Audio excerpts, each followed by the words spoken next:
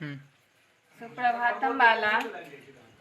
आज मैं आप लोगों को शब्द रूप बताने जा रही हूँ। शब्द रूप में जिन शब्द के अंत में अह रहे, हर्षी रहे, हर्षु रहे, हरस्वरी रहे, वह सब पुल्लिंग होता है। और जिन शब्द के अंत में अह है वह अकारांत पुल्लिंग होता है। हर्ष ई है तो वो इकारांत पुल्लिंग, हरस्व उ है तो उकारांत पुल्लिंग, हरस्वरी है तो ऋकारांत पुल्लिंग। इस तरह से पुल्लिंग, स्त्रीलिंग, नपुंसकलिंग सभी का शब्द रूप चलता है। जब तक शब्द रूप नहीं याद होगा तब तक हम अनुवाद नहीं बना सकते, इसीलिए इन शब्द रूप को याद करना पड़ेगा। तो इसमें हम बालका शब्द रूप लेते हैं। बालका माने हो गया लड़का। अब इसका जैसे हम प्रथमा विभक्ति से लेकर के संबोधन तक का चिन्ह था, उसी चिन्ह के मुताबिक हम इनका अनुवाद कर सकते हैं। जैसे है यहाँ प्रथमा विभक्ति में बालका, तो बालका एक वचन में है तो एक लड़का, बालका हुआ है तो द्विवचन में दो लड़का, बालका है तो अनेक लड़के हो जाएंगे। उसी तरह बालकम है चिन्ह के मुताबिक, को है तो बालक को, एक बालक को हो जाएगा, बालका हुआ है तो दो बालकों को, बालकान है तो अनेक बालकों को, चिन्ह के अनुसार ही चलेगा। जैसे चिन्ह था विभक्ति कारक का, उसी चिन्ह के अनुसार हम इन सभी का माने इसका अनुवाद हम कर सकते हैं। बालकेन हो गया तो बालक के द्वारा, बालकाभ्याम हो गया दो बालकों के द्वारा, बालकई हो गया अनेक बालकों के द्वारा। उसी तरह बालकाय है तो एक बालक के लिए या एक बालकों को के लिए दोनों चिन्ह है। बालकाभ्याम है फिर तो दो बालकों के लिए, बालकेभ्या है तो अनेक बालकों के लिए। उसी तरह बालकात है जो जिसका चिन्ह है पंचमी विभक्ति में से जो अलग होने के अर्थ में है, तो बालकात जो एक लड़का अलग होने के अर्थ में हो गया, बालकाभ्याम दो लड़का अलग होने के अर्थ में, बालकेभ्या अनेक लड़का हो जाएगा अलग होने के अर्थ में। और है खष्ठी विभक्ति में बालकस्य, बालकस्य का ये खष्ठी विभक्ति का चिन्ह था काके की रारेरी, तो उसी के अनुसार हो जाएगा बालकस्य यानी एक बालक का, बालकयो हो गया दो बालकों का या काके की जो भी होगा उसका, बालका नाम अनेक बालकों का।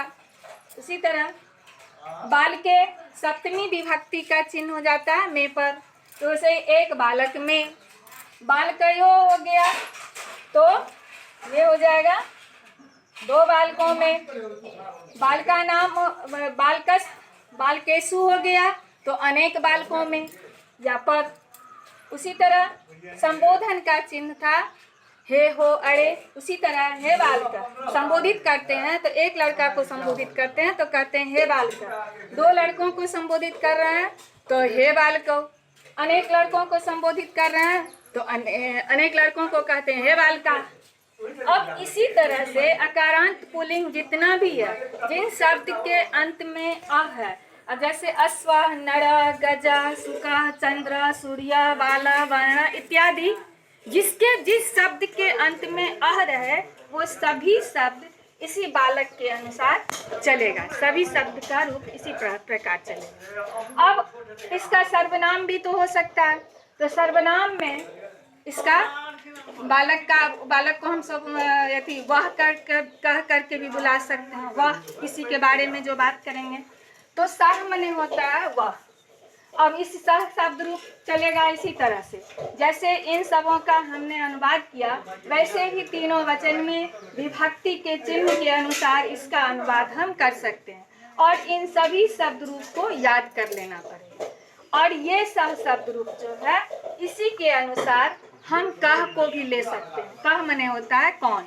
अब स्त्रीलिंग और नपुंसकलिंग में कह का भी बदल जाता है, स्त्रीलिंग में का हो जाता है, नपुंसकलिंग में किम हो जाता है।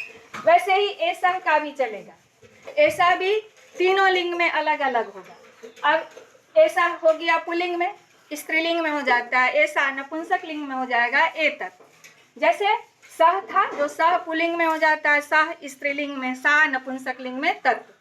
उसी तरह फिर अयम शब्द रूप भी जो है, अयम मने भी यह होता है, लेकिन आप ये कह सकते हैं कि ऐसा जो है ये भी, इसका भी अर्थ यह है, अयम भी है, इसका भी अर्थ यह है। दोनों यह कैसे मैंने समझ में नहीं आएगा कि कहाँ पर किस को हम अति व्यवहार में लाएं। तो इसीलिए ऐसा जो है, ये मैं बताना चाह रही हूँ कि ऐसा जो नज़दीक वाले को हम संबोधित करते हैं तो उसमें यह करके, जो अत्यंत नज़दीक में है उसको यह कहते हैं तो उसको ऐसा कहते हैं। जो कुछ दूरी पर है उसको अयम कहते हैं। अब कुछ दूरी पर उसको इंगित करते हैं कि यह, तो उसको कहेंगे अयम।